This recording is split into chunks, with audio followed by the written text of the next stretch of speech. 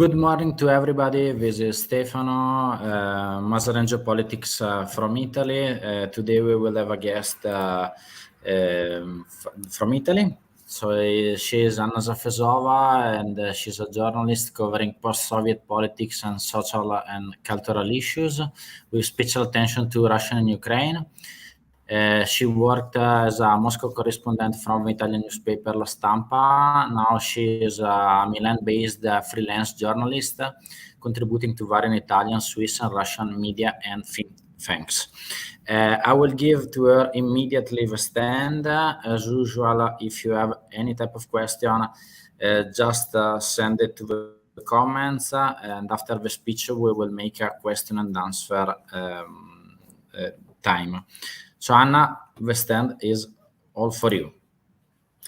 Thank you. Thank for the invitation.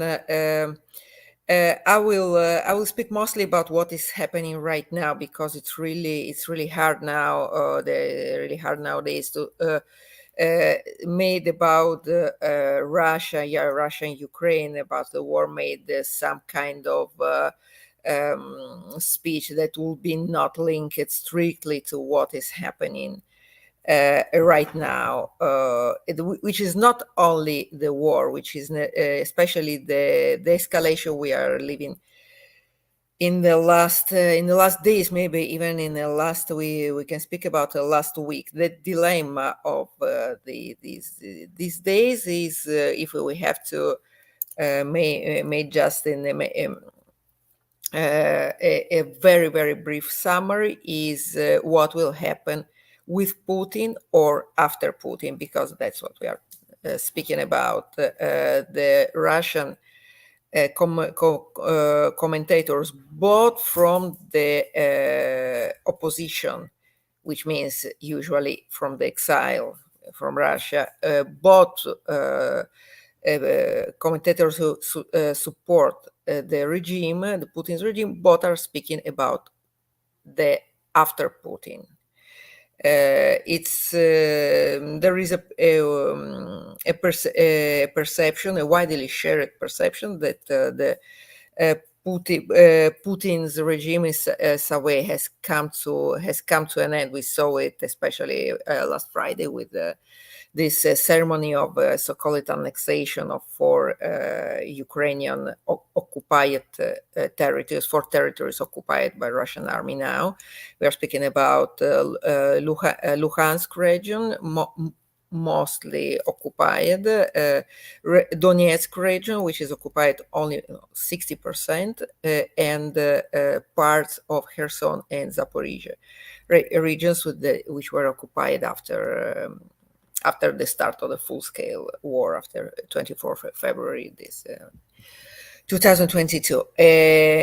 These territories were declared annexed by Russia, and I'm speaking of the so-called annexation because right now we don't even know, and nobody knows, which territories Russia has annexed, even on a paper. This morning, the Putin's spokesperson Dmitry Peskov was asked by Russian journalists about it, and he replied, "We will speak to the population of these regions to determine the frontiers, the boundaries of these regions." In other words, Russia now doesn't have even confirmed in certain borders as of today, which is a completely new condition for Russia, which is not until last Friday, when Russia had an annexed territory, Crimea, annexed from 2014, which is a territory which belonging to Russia is not recognized by international community, nor by single countries, if you exclude 7 or 8 countries like Nicaragua. Not even Belarus recognized Crimea as Russian, but at least Crimea had clear borders, which the so-called new territories of Russia doesn't have. These are occupied Ukrainian territories where war is going on and where front line is changing every hour. And we already saw in this weekend part of these territories annexed and declared as Russians, exiting Russia.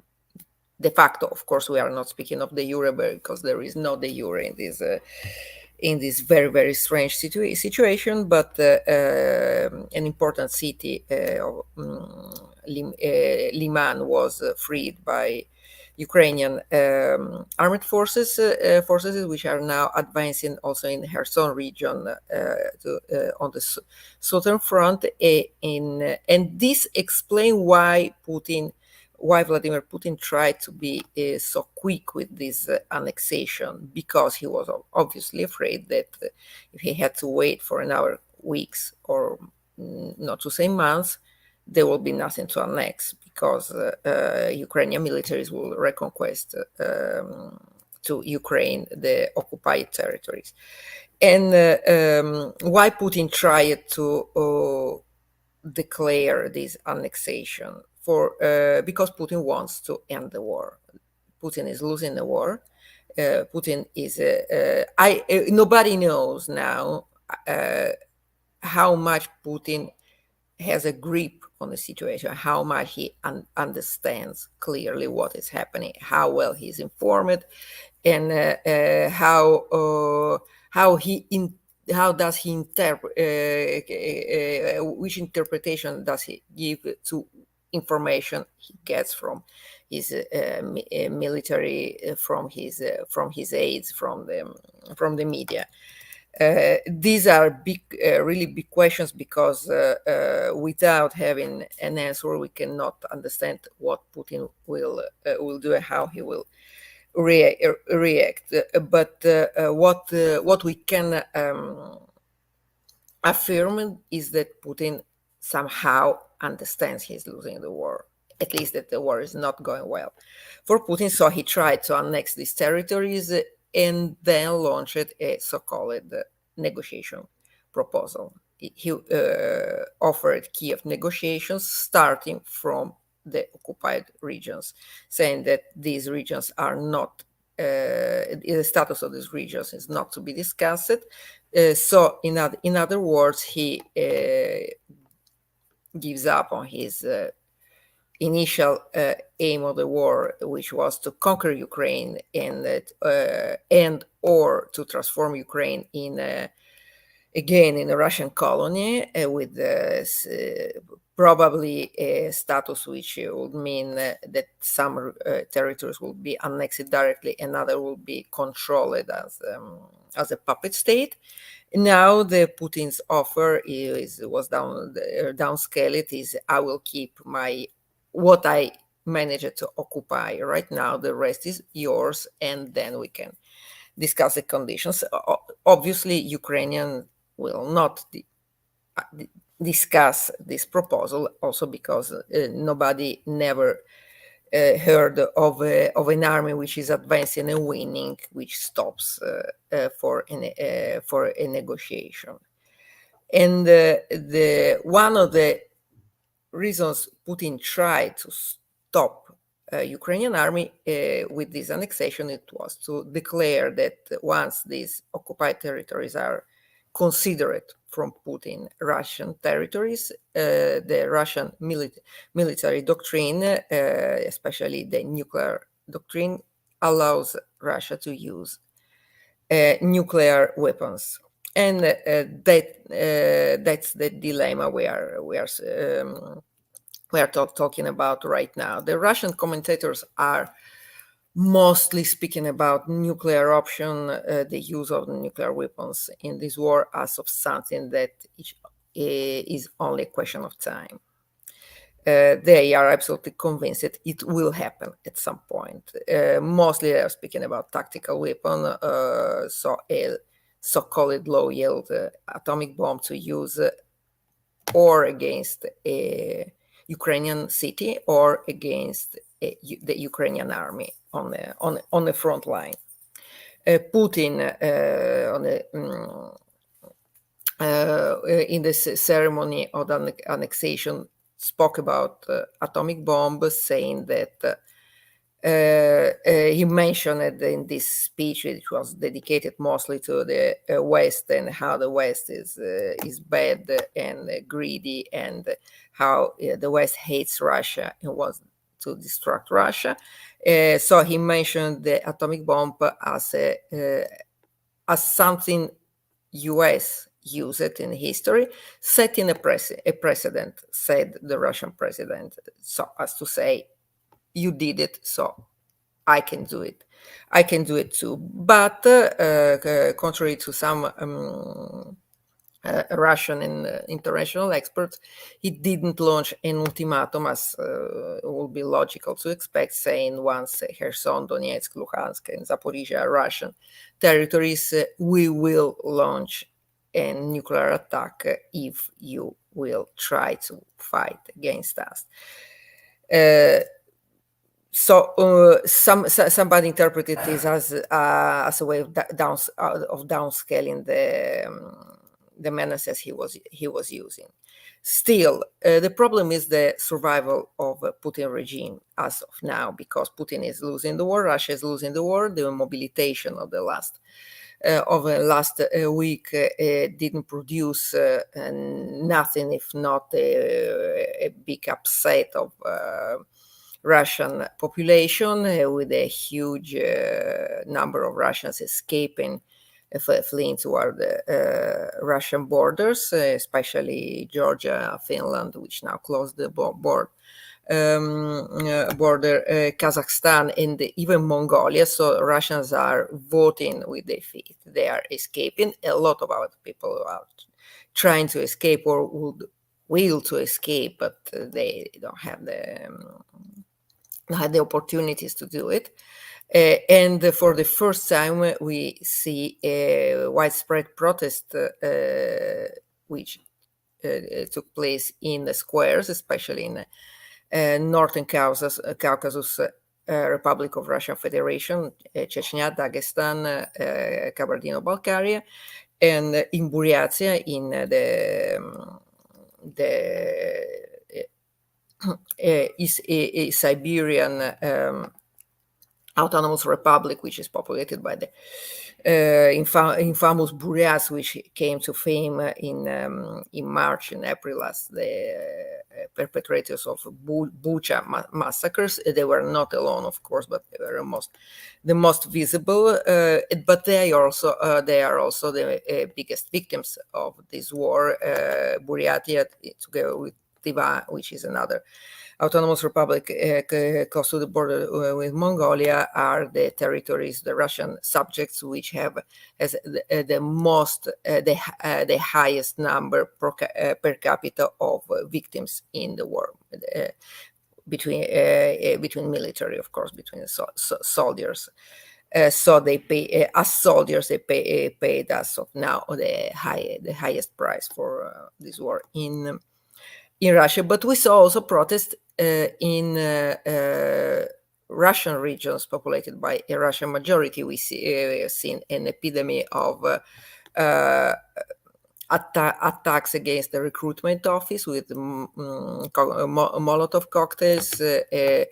We saw the newly recruited people, Russian men, fighting against police who were trying to board them on the buses to bring them to the barracks. So we see a level of discontent we didn't see probably in all the 23 years of Putin reign. Also because it's not about pensions, it's not about welfare benefits as it was in the past. It's not about elections. It's about live or die. And so the choice Russians are facing is of course completely different. It's not a revolution yet, but it can become it. It can become, also because we are speaking of hundreds and thousands and tens of thousands men which are being recruited without being armed, without being properly trained, they are cannon fodder, and they know it, and we see it from a lot of videos of people going to war with their wives and mothers crying desperately. So everybody knows it, but they know it. Their families know it. The military who sent them to the front know it. So this is something that this is a decision which probably will not change the situation on the front line, because these poor guys are untrained, and it's we can doubt that they will impress some turning points of this war, but they will surely. They are already impressing a turning point. So what Russians are feeling toward this war. It's not a war in the TV anymore. It's a war which touches every Russian family, and every Russian family now is afraid of that their fathers, husbands, and sons and brothers will be called to war, and also sometimes also sisters, because there were already cases of women, especially trained in medicine, who received a conscription letter. So the consensus, the Putin's consensus, which was slowly eroded during the last years, has broken up. Putin cannot win this war, and he doesn't know how to invent an exit strategy, because it's not in Putin political tradition to admit he's wrong and to go backward.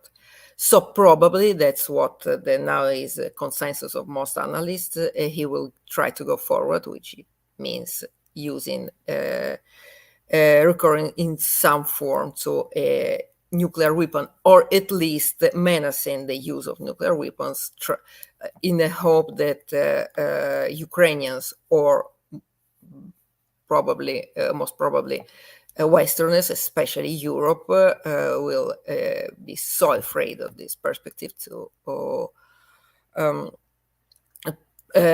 start to make pressure on Ukrainians, on Kyiv government, to slow down and to allow Putin to, if not to annex new territories, at least to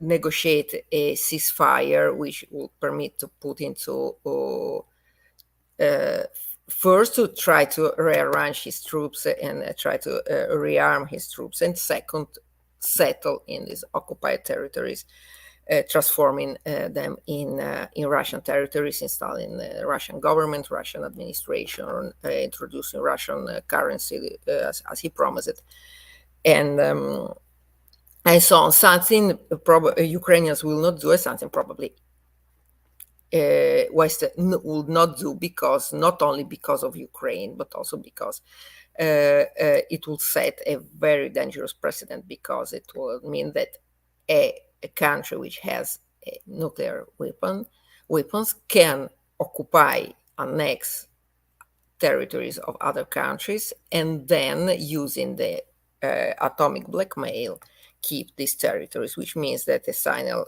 will be sent to China first, of course, but also India, Pakistan, Iran, and also to all the countries who still don't have nuclear weapons, or gave up plans to have a nuclear arsenal, who will be from that point onward absolutely encouraged to get nuclear weapons, if the nuclear arsenal is the ultimate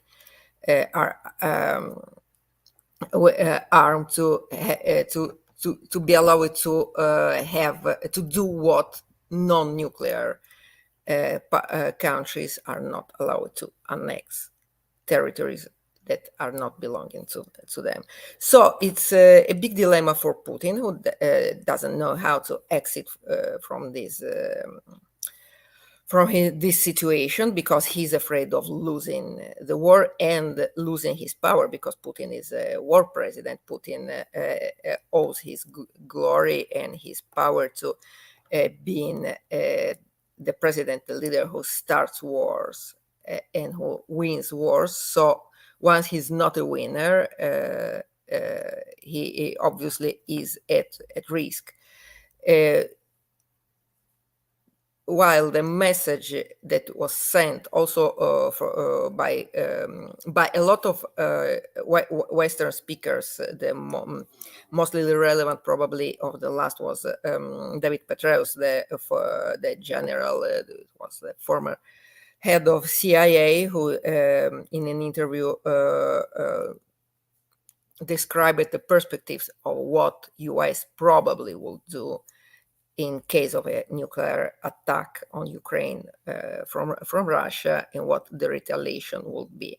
Of course, Petraeus is not an official. That's why he was so detailed in describing it. The head of the Department of Defense of the United States, Lloyd Austin, was much more laconical. He just said that he explained it to his Russian counterpart, Sergei Shoigu, what the consequences will be. So we know this is not just an invention from news media analysts. It's something we are speaking about at the highest level. Putin menaced US and probably China, as we saw also from declaration from Beijing, and obviously Europe replied, and now the ball is back in Putin's field. He has to reply. He has to drop the nuclear blackmail, or otherwise to go on. And of course, this, speaking of nuclear weapons, is also a message which is being sent by Volodymyr Zelensky, which said Friday that from now on Ukraine will negotiate only with the next Russian president, but not with the current one. And this is a clear message to the men and women who were listening to Putin's speech last Friday and the so-called annexation ceremony, that if they want to save themselves from this incoming disaster, they have to do something. I see it as a very explicit invite to change the regime, to a palace coup, and it's something a lot of former Putin supporters are speaking about right now, and criticizing Putin, criticizing his generals for the absolutely disastrous management of this war. And so maybe it's better that I will stop right now and answering questions, because the situation as of the last hours and last days is this. It's a Putin regime has come, at least it seems now, to an end. It doesn't have good solutions. It doesn't have good proposals. If not a peace, a so-called peace, nobody would accept. And the game is now not so much with Putin as with his followers and his supporters, trying to understand who will be powerful enough and clever enough to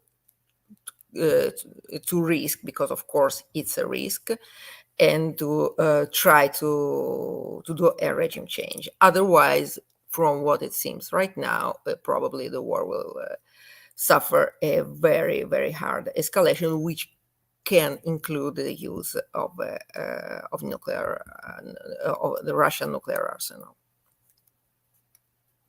I know that what I describe it is not a very, very funny and merry picture, but is what it is right now. Okay, so I collected the question, Anna, for you. So let's start from the public, and I have also a lot of questions Okay. collected in advance. So this one was, which is the actual alternative to a Putin government? But it's like Oh, well, what to say. it's a very good question because of course nobody knows the answer right now. But is the question? There is no actual alternative. I cannot say to you the guy A or the guy B or the guy C. It's something the Russian ruling class is working on right now. From a constitution, a purely constitutional point of view, in case of something happening to Putin, the acting president will become the first minister, which is Mikhail Mishustin, a guy you probably never heard about, which is he comes from the fiscal department of the government. He's a very good technocrat. Probably he's not a warmonger, but we don't know nothing about what he thinks about the war. Then, if it's not Mishustin, it will become the head of the council of the federation, which is the Senate, the higher chamber of the Russian parliament, which is Valentina Matvienko, a long-standing Putinist supporter, the only woman in the highest in the top of the Putin's regime, which show it to not be exactly aligned with the Putin's ideas in the last days. She allowed herself some remarks which can be interpreted as like she's against the war and she wants to, and she's against the mobilization of the recruitment of the Russians. Of course, the problem of the Putin regime is that it's more or less of a monarchy. It's much more personalized of the communist regimes as we know them. Soviet communist regimes. Brezhnev was the leader, but Brezhnev also had the Politburo, the Central Committee of the Communist Party. He had the structures going from Kremlin down under the last of the villages of Soviet villages ruled by the Communist Party. And he had inside the Communist Party and inside the state structures and the KGB structures and the military. He had different groups of interest, different lobbies he had to negotiate with. It will be Hawks, will be those, will be militaries, will be industrialists, agrarians, national republics, and so on and so on and so on. Putin is much more of a monarchy, which is one of the reasons he's still there, because a lot of people are really clearly understanding Putin is going to fail. They are really afraid that once you don't have Putin as a kind of axis on which all the Russian states is rotating around, there will be nothing. There will be a kind of collapse, which will bring Russia to become a failed state and even to don't exist anymore, because it will break up in different regions, which I must say is now a very probable outcome. It was much less probable before the 4th of February and before the mobilization. Now, any day on is becoming more and more probable. So there are different options which could be, which probably will be in any outcome will be just transitional, because as it was after Stalin's death, which so the power fights inside the ruling group, and then the emerging of Khrushchev as as the leader, but it took a couple of years for this situation to crystallize, to be determined. Probably this will be much quicker, but probably we will see an internal fight inside the Kremlin, and probably some kind of transitional collective government, to which I see it much as more probable than a single dictator, which will become Putin's heir, because nobody is strong enough now in this quasi-monarchist regime. Nobody is strong enough. You don't have a number two in a Putinist regime. It's not like even Hitler regime had a number two and other powerful persons. Here, from what I see now, most probably it will be a group, and you have to. The real question is, will they be more hawks or more doves? I think there will be more doves, because they understand. I'm not saying they want it. They will mostly would want to annex Ukraine and kill Ukrainians. It's not they are not in opposition to the war as the idea of this war. They are in opposition of the war how it happened. They don't want to lose the war. They don't want to lose after they are losing the war. So they will be not doves or hawks. They will be just pragmatical, and they understand that to stay alive and to try to save their power, and maybe at least a part of their wealth, they have to stop the war and to say to Ukrainians and to the world that they have stopped the war. As for the opposition, I saw the question before. The Russian opposition, as we meant it, for what we meant to the opposition right now, is opposition which we can identify in the person of Alexei Navalny, his followers mostly. So it's that liberal opposition, more or less, now is mostly in exile. These are people who were or jailed or forced to leave Russia because they were in danger of being jailed or killed, or otherwise they are now mostly silent, because in Russia you don't have public spaces to where work as an opposition. Yes, you still have some social networks. You have Telegram, but it's more of an underground movement. Yes, we have every day some people coming to the streets and being arrested. Yes, we have people writing in internet. Yes, we have somebody who is putting on fire the recruitment offices or trying to sabotage the railways, to the railway trains, which are bringing weapons and people to a front line. But this is, I think, this opposition can be described with the word underground. There is no public opposition, and probably this crisis will be resolved not but what by the people we have identified as opposition in the last years, more like an internal change. More like an internal. Also, the people we are seeing right now fleeing Russia, people amassing at the border points in Georgia or Kazakhstan. These are not opposition. Mostly opposition has already flew Russia. These are former Putinists or former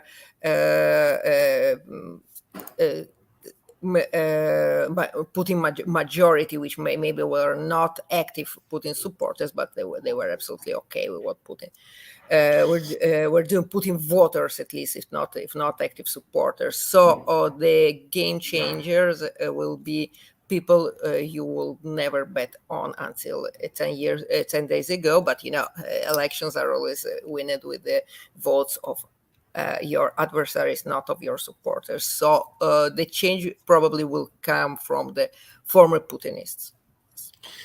Let me move to the next question. It's connected. Okay, so it's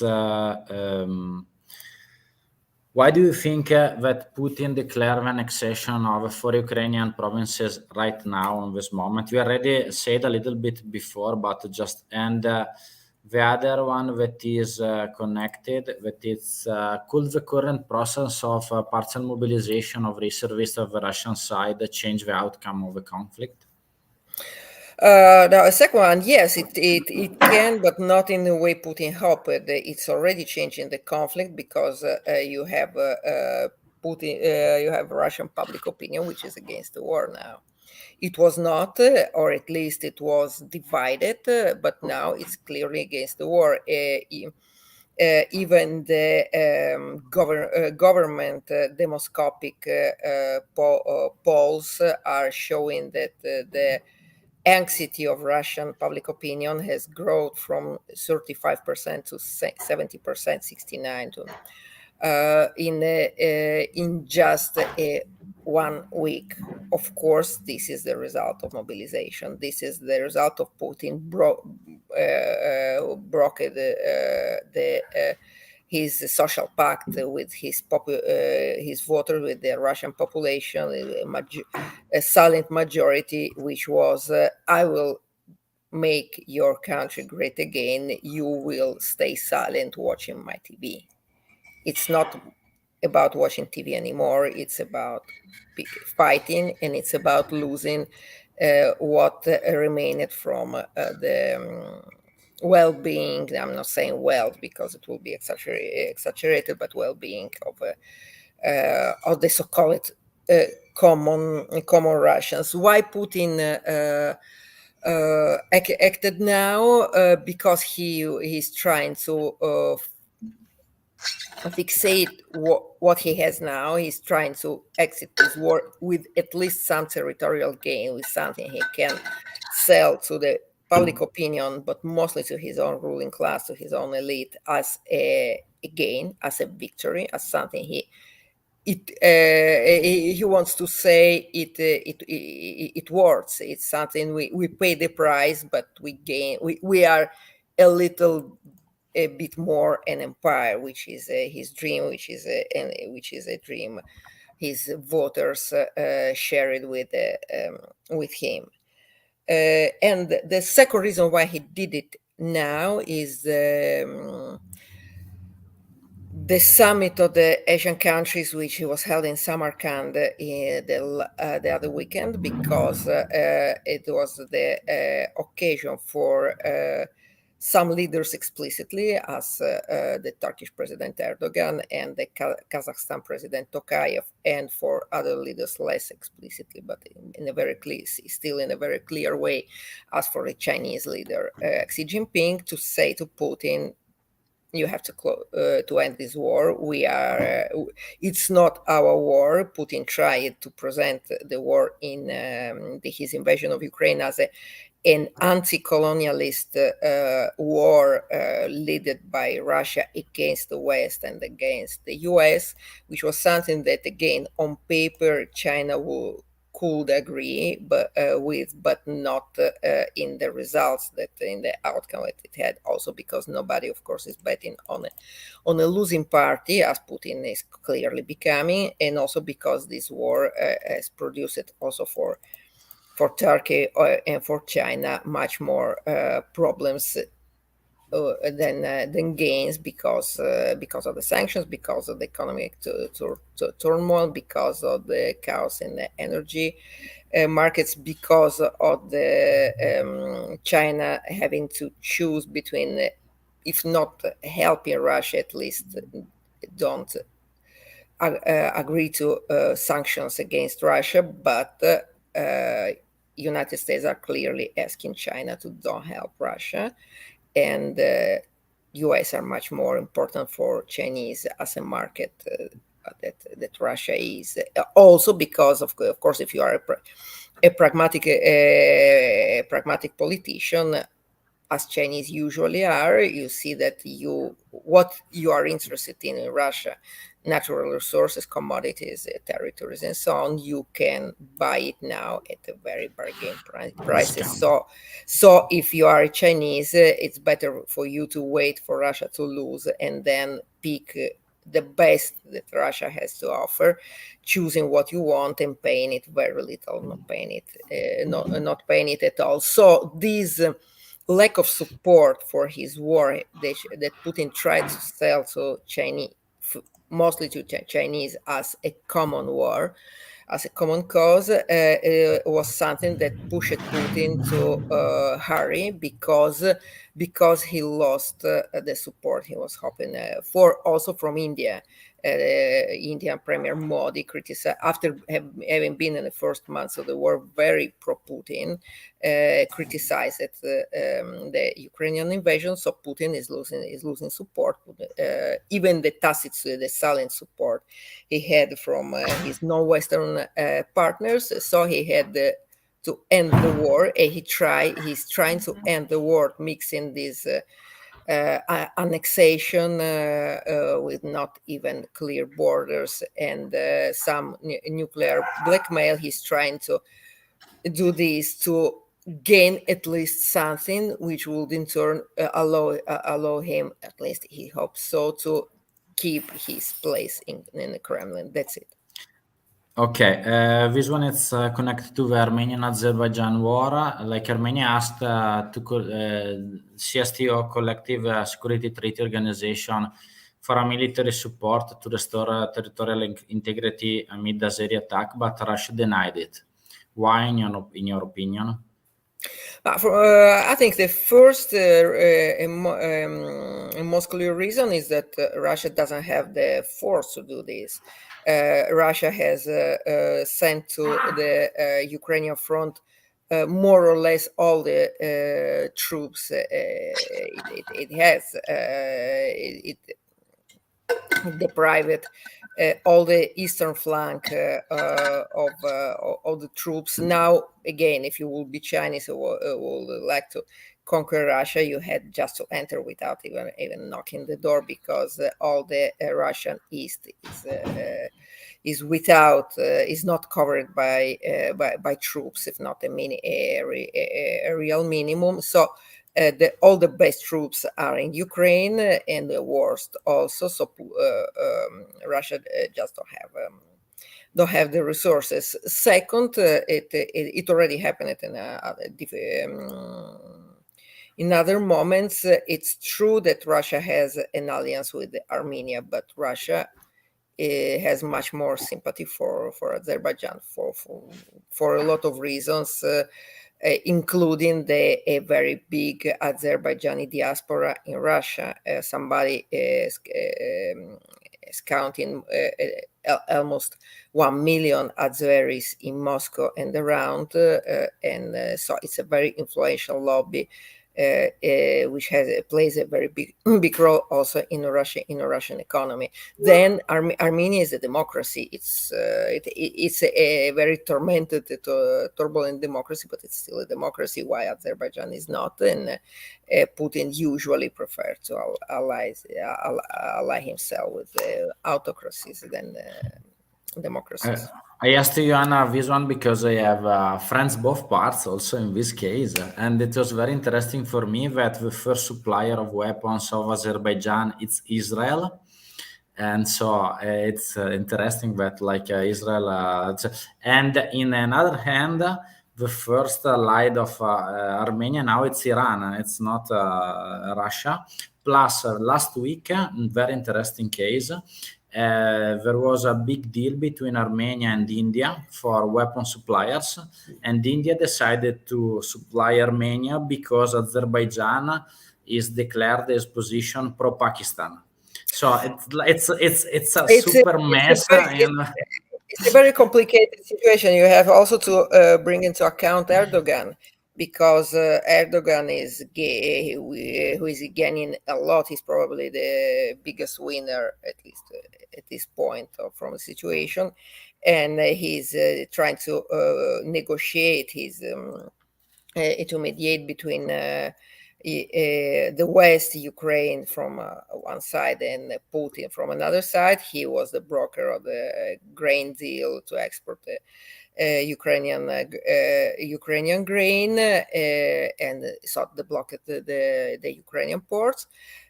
So Putin owes something to Erdogan, and Azerbaijan is a close ally to Erdogan, which is, of course, Turkey is not very very empathic with the Armenian cause, as you can understand. So is also that there is also a game with Iran, which is now supplying Putin with the drones, and there is a game with Turkey. Erdogan asked and probably obtained some concessions from Putin on the Armenia Azerbaijani front and on Syrian front, from where Putin is retiring his troops again, because he needs his these are good combat troops, well trained and well experienced. He needs these troops in Donbass, and also he has to sacrifice his former ally as Bashar Assad to his new. I can't call him an ally also because he never was. This idea that Erdogan is a friend of Putin is something which is very widely spread in the Italian media environment, but it's absolutely a fake. Erdogan is mostly an enemy, or at least a competitor of Putin. Is not an ally. But now Putin owes something to Erdogan, so probably he has to, when he has had to choose between Assad and Erdogan, he chose Erdogan, which is another side of the Armenian problem.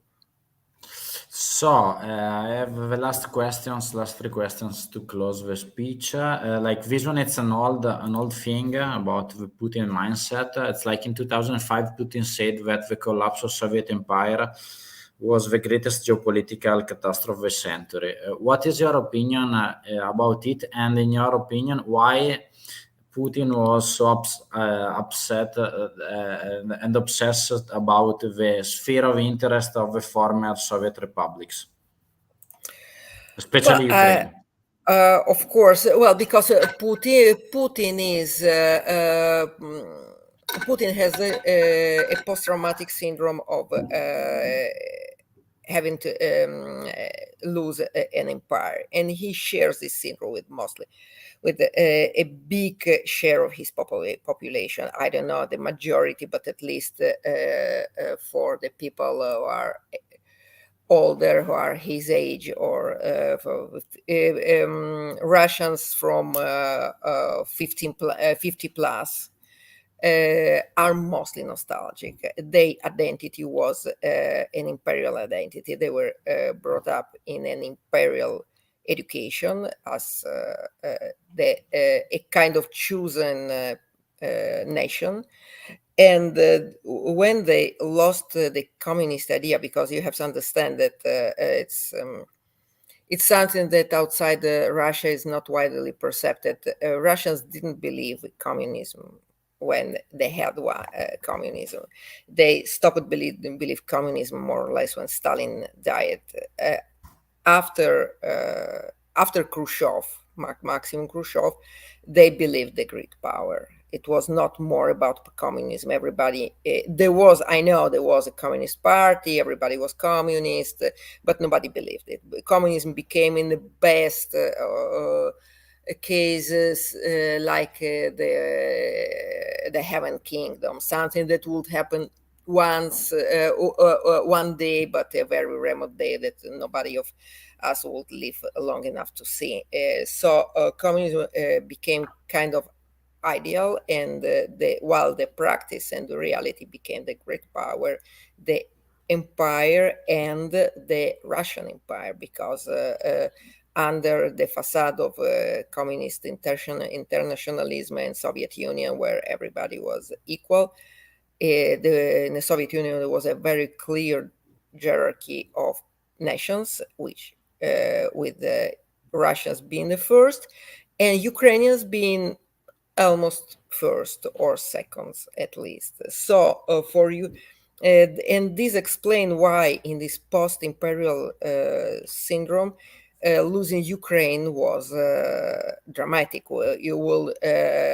Russians lost Central Asia with no regret. They accepted to lose Baltic states, for example, because it was absolutely obvious, as with Georgians in some way too, because it was obvious they were different. They had different language, different faces, different religion, different alphabet in case of Georgians and Armenians, for example, and different past.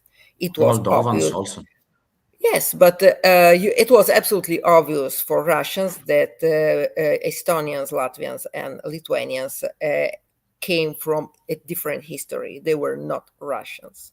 Russians were very glad to own Baltic states because it was a piece of Europe, but they were perfectly aware it was not a piece of their story. For Ukrainians and Belarusians, it's a completely different story because they are obviously much more closely related historically, because they share a very big chunk of common past, not 40, 50 years as it was in the case of, for example, Moldova, which were, or Baltic states, which were annexed with the Molotov-Ribbentrop Pact. So they were annexed in 1939, or Lviv region, the western Ukraine, Galicia, which was also a piece of Poland, and before it was a piece of a component of Austro-Hungarian Empire, and so again it was a piece of Europe. If you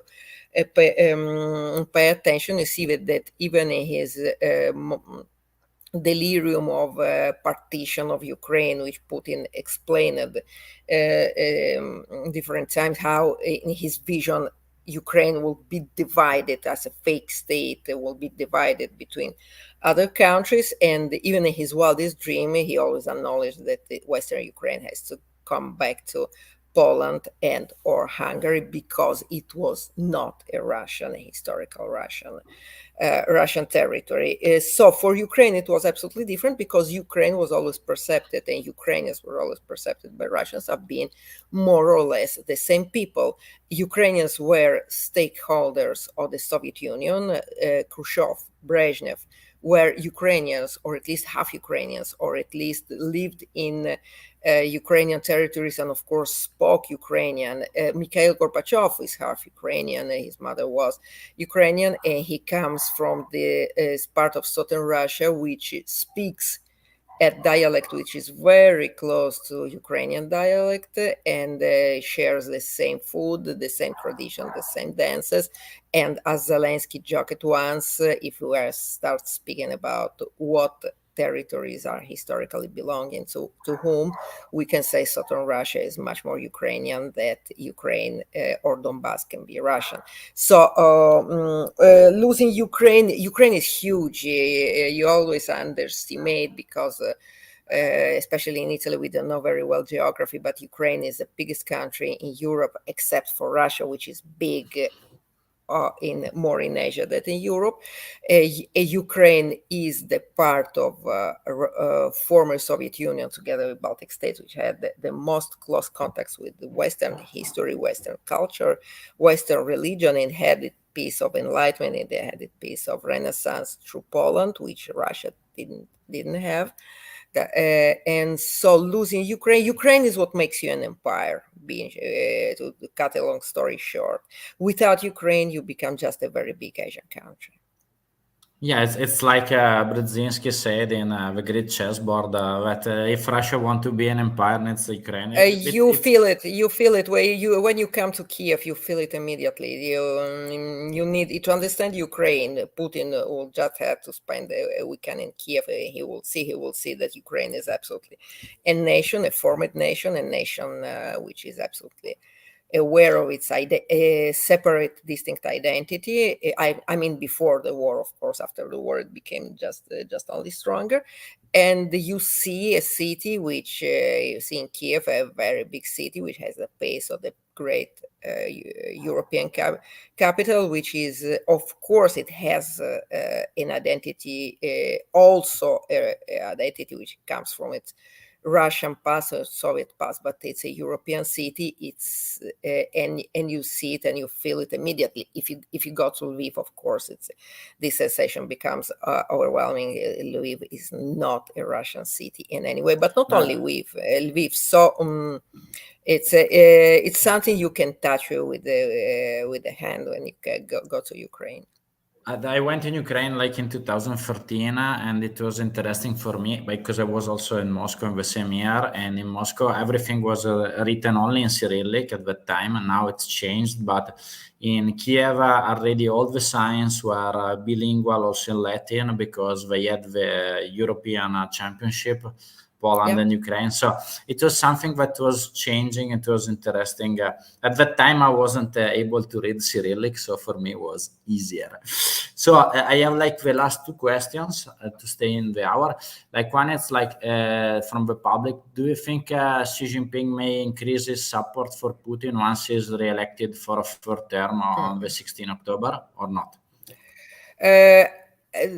I cannot answer this question because I'm not a sinologist, and I will suggest you to ask an expert, because Chinese politics, especially Chinese internal politics, is very, very complicated. From what I know, Xi Jinping is involved in a very hard internal fight internal to the Chinese Communist Party, and what his critics are using against him is also he's betting too much on Putin and on an alliance, strategic alliance with Putin. So I don't think so. Looking from Russia, of course, I don't know what the Chinese inside movements are. Looking from Russia, I think not, because it's something Xi Jinping already paid the price for, and probably will be paying also at the incumbent Congress. And also because what I was saying before is just about being pragmatical. You don't bet on a loser. You don't. If Putin would win in Ukraine, it will be for Xi Jinping. Of course, it was obvious for everybody in Ukraine, in the West, and in China that Ukraine was also a test ground for Taiwan. If Putin would win at least a piece of a chunk of Ukraine, of course, it would open the way for China to says Taiwan, also because Taiwan has a much more ambiguous status as an independent country that Ukraine had. Ukraine was undoubtedly an independent country. So it failed. The West showed, and of course the West, especially US, were absolutely conscious. They were showing this position to Russians, also to show it to Chinese what their response would be, and what the price to pay would be in terms of sanctions and help to Ukraine and or Taiwan, and so on. So, and then Xi Jinping found himself of being, instead of Putin doing the dirty job for him, he found himself being risking clash with the West, especially Washington, and risking a nuclear war. And I think Xi Jinping doesn't want a nuclear war, because also because Chinese economy is much more interconnected and interdependent with the Western economy, especially American economy, and also European economy. So it will, China will not have any gains from this kind of conflict. And you saw the drastic change in the Chinese position about Ukraine after the famous Chinese neutrality. They took position, and they just today there was another statement from Beijing against nuclear war, against nuclear menacing, against nuclear blackmail. The only one doing nuclear blackmail is Putin right now. So I think it's obvious. Chinese are very, very worried, and they want to stop Putin. Even they will be not happy, of course, of Russia losing so completely and leaving China face to face with a West which won the war with the war in Ukraine.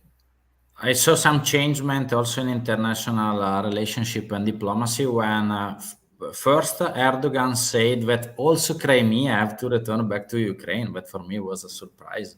And also when China said in the UN assembly last week that the assembly have to guarantee like the total integrity of Ukrainian original border, and so it was for me it was a surprise. Erdogan was always Erdogan never recognized the Crimea annexation and was always a supporter of Ukraine integrity from 2014 on. Mostly, the first reason is that Crimea is a former Ottoman territory. Crimea is the autochthon people of Crimea are the Crimean Tatars. Which are Muslims and which are cousins of the Turks. So if not for other reasons, at least for this reason, Erdogan was always absolutely explicit in its support to Ukraine. Also because if you see it in a strategical perspective, if Ukraine wins, and wins thanks also to the Turkey, because the Turkish drones Bayraktars were an absolute game changer, especially in the first weeks of war. And the Bayraktars are being produced by the son-in-law of Erdogan, which refused to Putin to sell Bayraktars to Russia. So you can see that the Black Sea region, when Ukraine, not if, when Ukraine will win, will become probably a region which is ruled and managed by Turkey and Ukraine, because you have always to remember that Ukraine will emerge from this war shattered and ruined and wounded, but it will also emerge as the biggest military power in Europe, probably biggest than Turkey. The second army in the world is not Russian, is Ukrainian. Yeah. The final question. So one of it is from the public that is interconnected to the collected question. It's, do you think that Putin has a not nuclear option to end the war? And the final question is, what do you think could be a compromise agreement between Ukraine and Russian Federation to reach a peace settlement? Okay. I think, of course, there are no nuclear options to win a war. The question is if Putin can see them and can implement them. Of course, there is. You have to stop a war. Just this. You have to stop the war. You have to retreat your troops. You have to lose the war. It happens. You can do it. It happens to everybody. It's nothing tragic. Iran, Iraq, Vietnam, Afghanistan. U.S. retreated from Afghanistan, which is something Putin saw as a real sign of weakness of U.S. and was one of the reasons why Putin launched the invasion of Ukraine, because he thought that a so weak a country which retreat from Afghanistan would not be able to say nothing against the invasion of Ukraine. Putin forgot that first Soviets also retreated from Afghanistan in 1989 after having lost the war, and that U.S. retreated from a lot of places, Iraq, Vietnam, and it didn't affect in any way the status of U.S. as the biggest superpower, also from a military point of view. So, of course, you can end the war. The problem is for Putin is first to try to understand it, and also it's something which is really hard, because it's not something he understands easily. Putin is not a very good politician. He has no flexibility, and second, the problem is that Putin, once he lose a war, because for a country losing a war, can be nothing, just an accident of history. For a leader, losing a war can mean to lose the power, especially for a leader who built his image as a war president and as a winning wars president, an image which is very strictly related to being the leader of the winning triumphant militarist nation. As Putin is going to turn 70 in 4 days, and as Putin was already criticized for being there for too long, even by the Putinists, who wanted an exchange, who wanted new leaders, who wanted less ideology, who wanted to rule themselves, because Putin has been there for 23 years. He brought up an entire generation of leaders who became somebody with Putin president, from, I don't know, governors and a member of parliaments and ministers and so on. Now these guys want to. It's a little bit like a succession in a monarchy. You want to rule yourself at some point. And when a 70-year-old guy is saying, "I want to stay in power for another say 15 years," it's not so encouraging. So of course there are non-nuclear options, and non-nuclear options are the easiest ones. But the point is how to force Putin to accept these non-nuclear options. And here we come back to the palace coup option, or the option that Putin would give up power in, because at this point, any Putin heir, even the most hawkish and the most nationalist, the most anything, will be well accepted if he would, or she would, stop the war and stop the mobilization. It will give him immediately a great legitimacy inside Russia, a great popularity, and an open credit to negotiate with Ukraine and with the West, which margins this negotiation can have. The second question, I think the Ukraine will accept no less than what the attempted deal was at the end of March. Russia retreating to the 23 February of this year border, and then maybe negotiations on Crimea and Donbass. But I'm not sure it can happen now, also because if Ukrainian army is advancing and in the east, and is advancing in the south. So if I am a Ukrainian, why do I have to stop now? I'm winning. It's Putin who wants to stop because he's losing. So, and the other point, aside from the situation on the ground and where do we have to see the borders, the point is the guarantees for tomorrow war, because Russia asked for Ukraine to don't become a NATO member, to be demilitarized and denazificated. So, in other words, to become a Russian colony. And Ukraine is asking Russia to give guarantees. There will be not just a pause to rebuild the military and start again, as it was from 2014, 2015, with Minsk agreements until 2022. So probably at this point, it's Russia to give some peace guarantees. And again, I don't know, then the nuclearizing will be, of course, the best option, but at least, I don't know, treaties or something. And again, it's something that somebody which is not Putin would have a much easier way to do. Putin would have to go too much backwards to accept it. So perfect. It was like the best ending that we could do about this pitch. Anna, thank you. Aspetta alla fine.